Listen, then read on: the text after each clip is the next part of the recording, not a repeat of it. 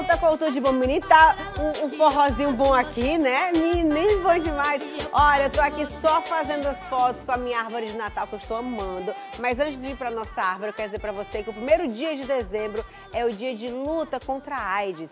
E marca, né, o início aí do Dezembro Vermelho, mês de conscientização, né, da doença, conscientização de como você deve tratar, né, sobre esse assunto de AIDS e de outras doenças infecciosas, né, sexualmente transmissíveis. Aqui no nosso Rio Grande do Norte, mais de 10 mil pessoas fazem tratamento para HIV/AIDS. E sobre este assunto, gente, meu TP tá meio ruim, mas sobre esse assunto nós conversamos com a Manuela Alves, infectologista do Instituto Santos Dumont. Ela está aqui ao vivo com a gente, é isso, diretor?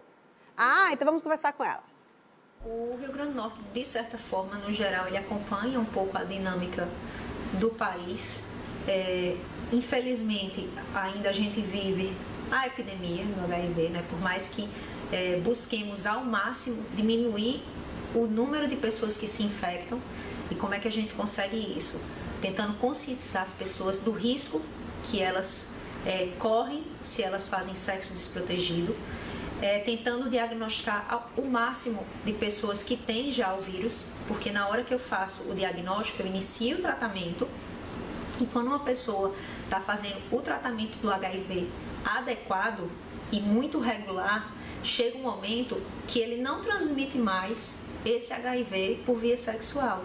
Né? Infelizmente ainda não existe a cura, mas se você toma a medicação corretamente e o que a gente chama de carga viral está indetectável, que é o medicamento realmente está fazendo efeito e você tem uma estabilidade nisso, você está 6 meses, né, com a medicação completamente adequada, você fica indetectável, e a gente chama que indetectável é igual a intransmissível, você não transmite mais.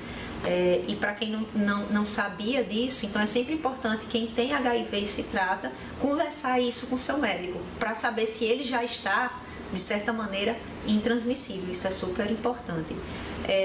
Infelizmente, no estado, assim como no país, a gente ainda tem uma grande quantidade de jovens se infectando, né, uma faixa etária aí entre 20 e 29 anos, em que eu tenho feito ainda muito diagnóstico, o que é uma pena, porque a gente hoje, além de todo o trabalho para que ele se proteja no ato sexual, existe a PrEP, que é a profilaxia pré-exposição, que esse programa existe dentro do SUS, né? Então, e como é que funciona? Na verdade, existem alguns grupos que a gente chama de grupos vulneráveis, que são pessoas que são de alguns grupos que têm uma maior chance de se infectar por causa do seu de comportamento, né?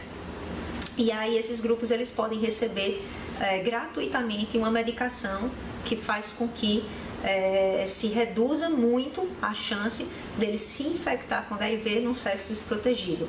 Então, eu estou falando de PrEP para que as pessoas tenham curiosidade quanto a isso, né? Para que elas busquem. Existe muito material informativo no próprio site do Ministério.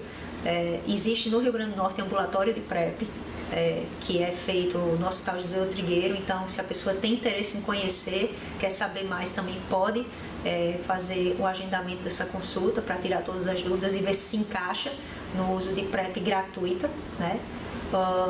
Então, assim, apesar de eu ter PrEP, apesar de eu ter o incentivo ao uso da camisinha e várias outras formas de impedir a infecção, que é o que a gente chama hoje do mandala da prevenção, né? Você tem várias outras maneiras aí de tentar não se infectar. A gente ainda tem um número expressivo de pessoas jovens que continuam se infectando. E a gente não quer isso, porque na hora que você se infecta, você adquire uma doença que até hoje é crônica, que apesar de ter tratamento e ele ser gratuito, traz ainda morbidade, de certa maneira.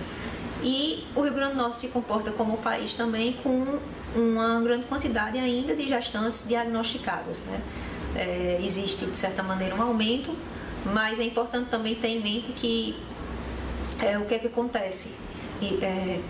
Se tenta ao máximo fazer com que 100% das gestantes sejam testadas para o HIV. Então, isso faz com que eu tenha uma grande quantidade de diagnósticos de mulheres feitos na gestação, porque essa mulher não se testa antes de engravidar. Então, esse é um motivo também pelo qual a gente termina fazendo muito diagnóstico na gestação. Apesar de todas as campanhas enfatizando que o HIV hoje é uma doença tratável, que você não deve morrer, né, por causa do HIV, porque você trata. Infelizmente a gente ainda não cura, mas a gente faz controle da doença. As pessoas ainda têm muito medo de se testar, pelo medo do diagnóstico. E não é só essa questão de vou morrer de HIV, também tem a questão de o que é que vai acontecer se outras pessoas ficarem sabendo que eu tenho HIV. Né? Tem todo um preconceito envolvido nisso. Então, com certeza, isso afasta as pessoas da testagem. E assim, praticamente todos os serviços de saúde da atenção primária fazem testagem, né? Teste rápido para HIV. Mas, claro, as pessoas se sentem, às vezes, inibidas de fazer sua testagem no bairro onde mora, né? Então, tem toda uma dinâmica que a gente precisa cada vez mais pensar formas das pessoas se testarem, não ter medo desse resultado e se sentirem à vontade de fazer esse teste. Eu acho que é um desafio. Pois é, gente, é um desafio, mas que hoje o dia seja lembrado, seja celebrado.